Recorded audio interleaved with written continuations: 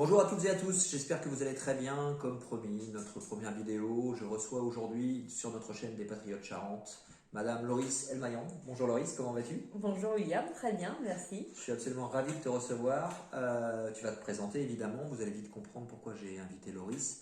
En fait, Loris s'occupe à Saintes d'organiser, ça a été le cas au mois d'octobre, la venue du Conseil scientifique indépendant. Et puis elle va se présenter d'où elle vient et tout ce qu'elle veut mettre en place et tout ce qu'elle met actuellement en place. Donc c'est clairement une résistante et c'est un vrai plaisir pour moi de la recevoir. Eh bien Loris, si tu voulais bien te présenter, je t'écoute. Merci de m'avoir invité Je déjà. t'en prie. Donc oui, je m'appelle Loris Elmaillan. J'ai eu un parcours un petit peu atypique puisque j'ai été mobilisée très vite dans une forme de résistance il y a 30 ans, plus de 30 ans, lorsque la pandémie HIV est venue sur Terre. C'était il y a 40 ans, mais moi je l'ai connue il y a 32 ans. Et donc forcément, ça m'a interpellée quand j'ai entendu l'annonce à la télé de cette entrée en guerre avec une nouvelle pandémie, sachant que par rapport au VIH, j'ai eu les deux souches, j'ai les deux souches de ce virus. On m'a dit que j'allais mourir, donc bien évidemment, ce que j'ai fait, j'ai vécu. Finalement, T'es toujours là? rien ne sert d'avoir peur, autant vivre. Et je suis toujours là. Et surtout, je me suis documentée et jusqu'à devenir patiente experte. Pardon de t'interrompre, excuse-moi. Juste, j'aime beaucoup la phrase que tu as dit. Ça sert à rien d'avoir peur, autant vivre. Je Oui, trouve qu'avec tout ce qu'on vient de vivre, c'est vraiment une excellente phrase. Merci. oui.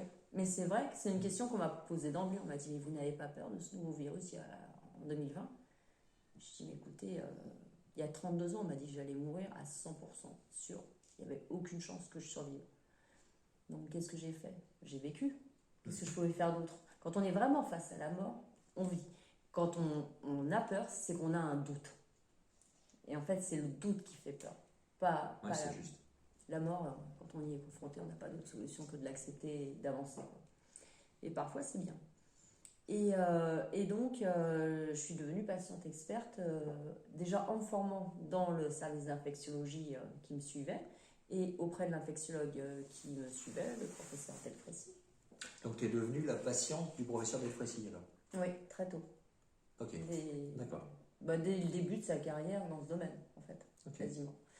Et c'est lui qui m'a appris tout ce que j'ai appris au sujet de l'infectiologie des virus ARN. Et là, on est à nouveau confronté à un virus ARN, donc forcément, moi, me reviennent les enseignements qu'il m'a inculqués. Après, on peut être d'accord ou pas avec cette façon de voir la médecine, mais en tout cas, je connais sa façon d'aborder une pandémie, d'aborder un virus ARN, et les premiers réflexes qu'on peut avoir. Et d'emblée, j'ai compris qu'il y avait un problème et que ça serait encore faire jouer sur la phobie des gens, encore stigmatiser, et afin d'asservir ou de discriminer, en tout cas pas à des fins de santé humaine. Alors ça c'est très important, le mot que tu viens d'utiliser c'est le terme discrimination, puisque c'est exactement ce qu'une grosse partie de la population a vécu depuis 1 an et demi. Donc toi tu l'as vécu, puisqu'à l'époque effectivement si on s'en rappelle, les gens qui étaient déclarés séropositifs ou porteurs du VIH subissaient cette discrimination. Du coup maintenant par rapport aux mesures qui ont été prises, par rapport à la façon dont ça a été présenté, et comment est-ce que toi, tu as décidé de te défendre et comment est-ce que toi, tu as décidé d'aborder cette résistance?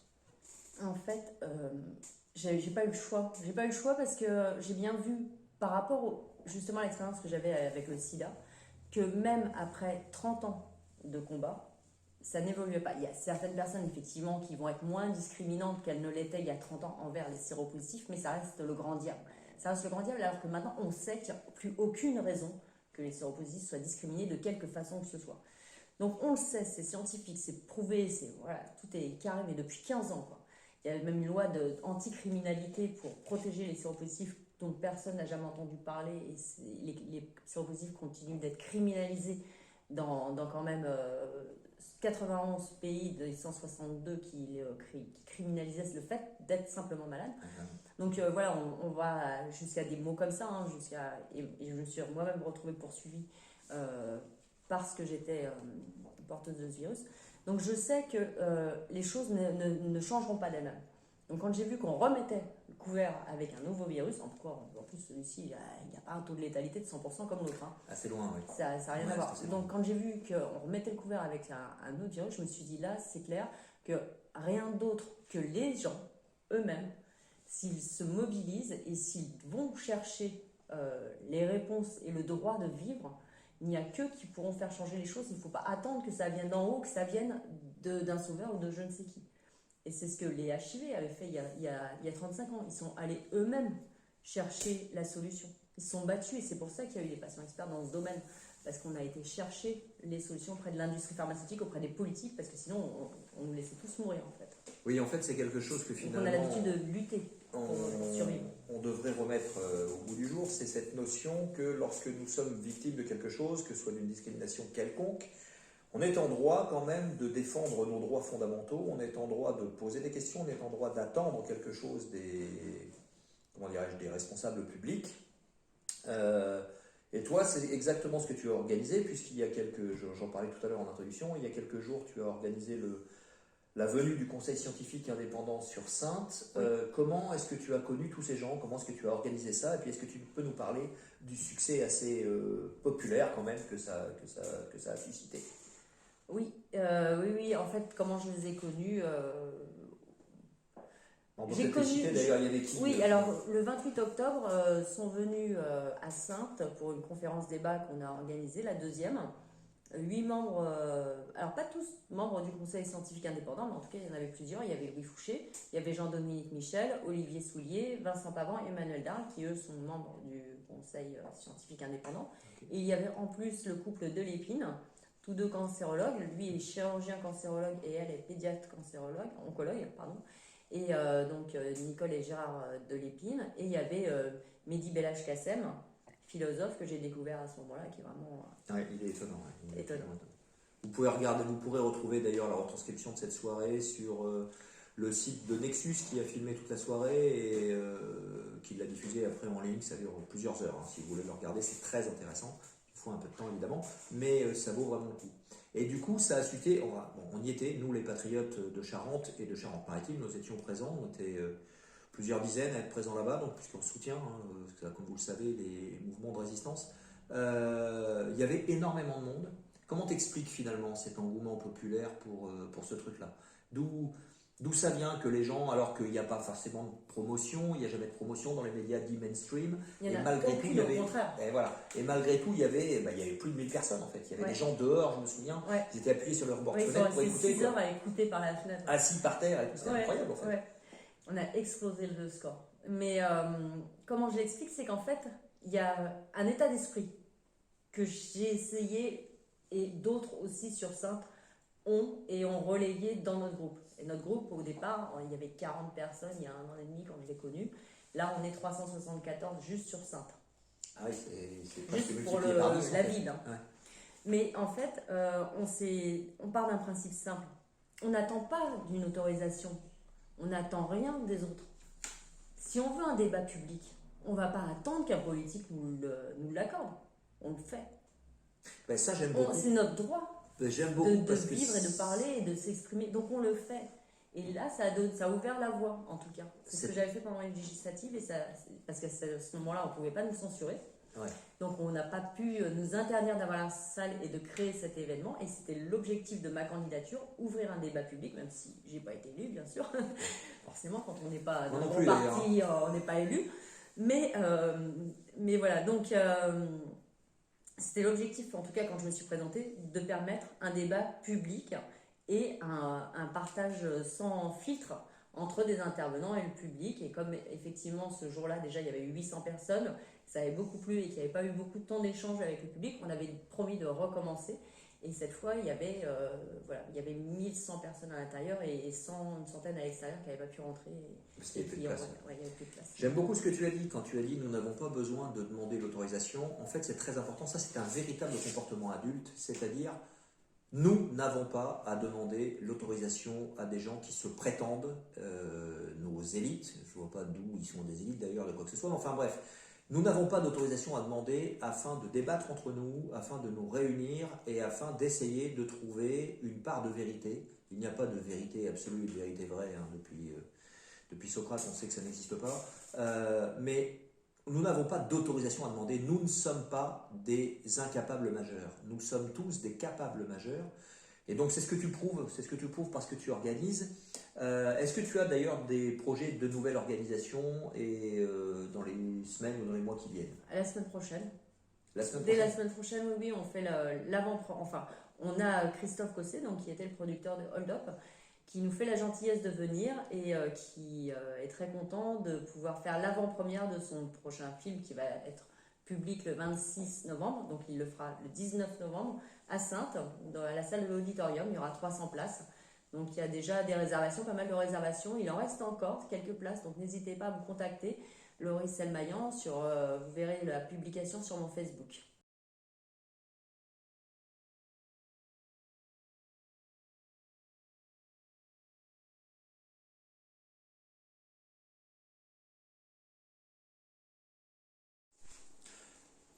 Donc nous vous avons mis en post-production, parce que nous sommes très professionnels, l'affiche dont nous parlions à propos du film en avant-première.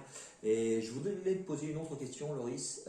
Finalement, quel type de public tu attires, toutes ces organisations-là attirent? Comment tu ressens les choses au niveau de la population qui vient s'informer? Alors on pourrait penser que ce sont des anti. Et en réalité, bien évidemment, il y a des personnes qui ont leur prise de position bien affirmée contre telle ou telle chose. Je ne vais pas nommer, histoire qu'on puisse continuer à tourner la vidéo. Mais finalement, pas que. Il y a plein de gens qui ont suivi toutes les mesures, toutes les directives et qui justement ont été profondément déçus, qui se sont sentis profondément trahis et qui ne sont plus dupes du tout. Ouais. Tu veux dire par là qu'ils ont des éléments qui font qu'ils pourraient avoir le sentiment d'avoir été dupés, puisque c'est le verbe que tu viens d'utiliser. Sur quel type d'éléments tu penses que par exemple on aurait pu les duper par exemple? Alors moi j'ai un exemple très précis dont je vais parler à l'instant. Eux c'est par rapport à leur vécu, si tu veux. Eux ils se sont dit bon, on a tout suivi, finalement on n'a pas la liberté qu'on nous avait promise. Moi pareil.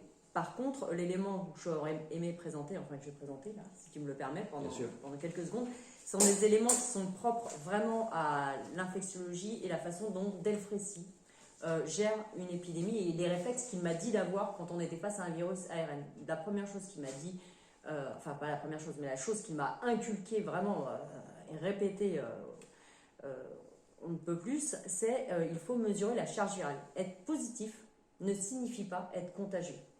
Ah, c'est important ça.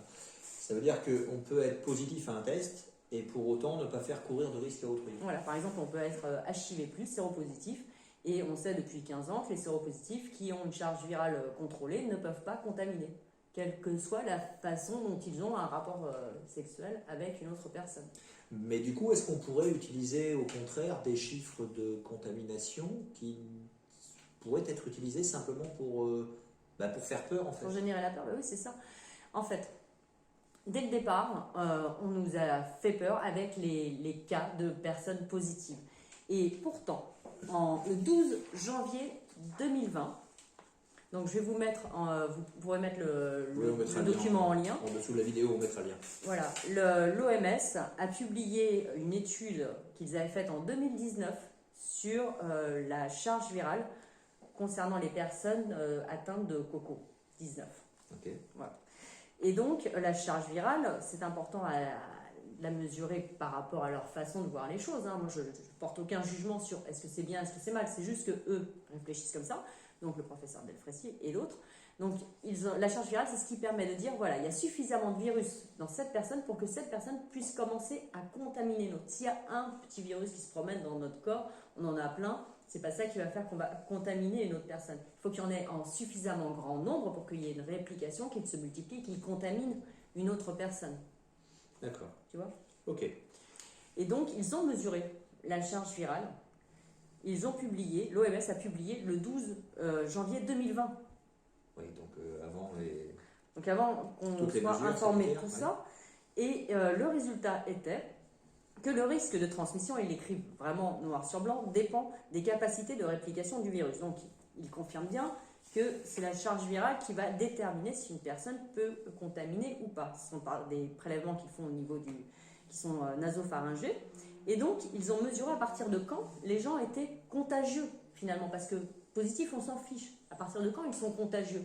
Eh bien, ils ont mesuré qu'à J4, après apparition des symptômes, donc il faut des symptômes, 4 jours après l'apparition des symptômes, là, la charge virale passait à 7,11 fois 10 puissance 8 copies d'ARN par millilitre en écouvillon nasopharyngé. Donc, c'est une mesure, mais qui est quand même assez importante, de nombre de copies virales qu'il faut pour qu'une personne contamine une autre personne.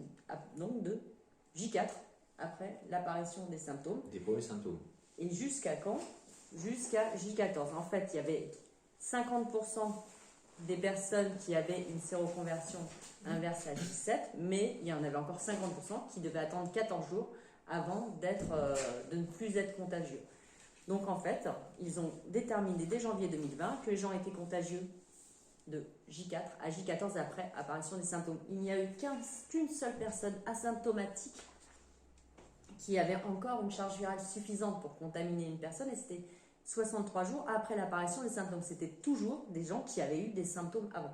Ce qui fait que dès le départ, ils savaient que les asymptomatiques ne pouvaient pas transmettre le virus, même s'ils étaient positifs. La chose la plus positive là-dedans, c'est de le dire. C'est l'étude qui est publiée par l'OMS. Si vous avez un test PCR positif, eh ben, ça vous octroie quelques jours de congé, alors que vous n'avez aucun symptôme. Écoute, Et d'ailleurs, oui, pardon. D'ailleurs, l'industrie pharmaceutique, les laboratoires qui ont mis en place les vaccins, ont fait des essais. Enfin, des essais de phase 1 et 2 pendant 44 jours. Mais pour eux, les cas Covid n'étaient confirmés que s'ils avaient des symptômes. D'accord, ça veut dire que s'il n'y avait pas de symptômes, c'était pas considéré comme un cas Covid. Ok. Qu'il soit positif ou non. Enfin, bien sûr, négatif, forcément, il ne l'auraient pas comptabilisé, mais positif sans symptômes n'était pas un cas Covid. Donc c'est pareil, je vous mettrai les essais de phase 1 et 2. Mais pire que ça, le 27 avril 2020, le NIH publie les résultats officiels d'une étude préliminaire sur l'association d'une fameuse bithérapie bien connue, très décriée et voire même interdite. Ah oui, et qui viendrait de Marseille par exemple. Oui, qui viendrait de Marseille. Elle n'a pas été inventée là-bas, mais en tout cas, elle a été relayée là-bas. Et donc, ils ont mesuré, bien évidemment, pour savoir si la bithérapie était efficace, la charge virale. Et se sont aperçus qu'avec cette bithérapie, c'était le 27 avril 2020 que l'étude a été publiée, ils se sont aperçus que les gens avaient une charge virale éliminée en 3 à 6 jours après le début du traitement. C'est-à-dire qu'on mettait la bithérapie, 3 à 6 jours plus tard, les gens n'étaient plus contagieux du tout. Alors il faut que tu saches qu'aux Patriotes, depuis le début, si vous écoutez les vidéos de Florian Philippot, vous l'entendrez souvent le dire, nous sommes pour la recherche des traitements précoces, évidemment. Après, les gens prennent la décision qui leur semble la plus adaptée à leur situation, en accord avec leur médecin traitant, mais c'est quand même étonnant que des résultats d'une bithérapie qui semblerait donner des résultats favorables n'aient pas été mis plus en avant par les pouvoirs publics.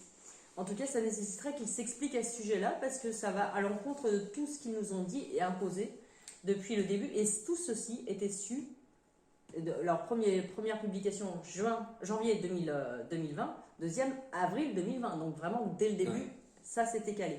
Ensuite, concernant les campagnes d'injection qui nous ont proposées, le Lancet a publié les résultats d'une étude qui a été faite, qui comparait les personnes ayant été injectées selon les 3 souches et pas injectées selon les 3 souches, alpha, delta et omicron.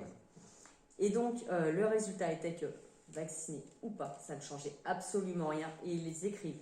Pour autant, lorsqu'une infection par Covid-19 survient malgré tout après injection, les injectés contaminés présentent un pic de charge virale similaire à ceux qui ne le sont pas, indique une étude britannique. Donc ils l'ont paru dans le Lancet le 28 octobre 2021. Alors c'est drôle quand même, quand le Lancet publie une étude frauduleuse qui interdit du coup une molécule qu'ils prouvaient eux-mêmes étant comme efficace.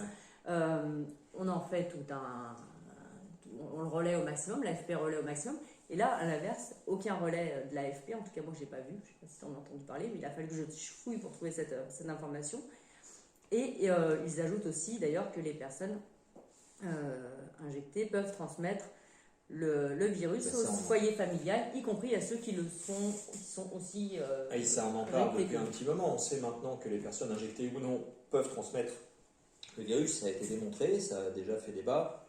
Du coup, se pose la question de la véracité de cette publicité qui dit tous vaccinés, tous protégés. On est en droit de se demander à quel point ce n'est pas une manipulation politique, absolument éhontée. Donc, tôt ou tard, il va falloir répondre. Malheureusement, il y a un moment, il va falloir répondre.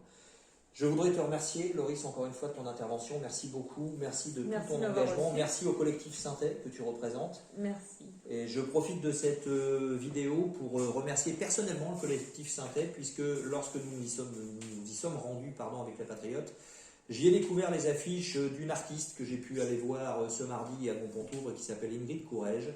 Elle m'a permis de parler d'elle à condition qu'il n'y ait pas de récupération politique, et il n'y en a aucune. Je voulais juste dire que c'est une artiste résistante extraordinaire, et que si vous avez l'occasion, n'hésitez pas à aller la voir. De la même façon, n'hésitez pas à soutenir le collectif Synthé. Bref, d'une façon générale, nous les patriotes, localement comme nationalement, nous soutenons absolument les résistants parce qu'il est inacceptable, absolument inacceptable, que le pouvoir administratif et politique s'octroie à ce point-là des règles qui réduisent, voire éliminent les libertés individuelles et collectives. Merci à tous. Loris, à bientôt. À bientôt, merci. Au plaisir, merci.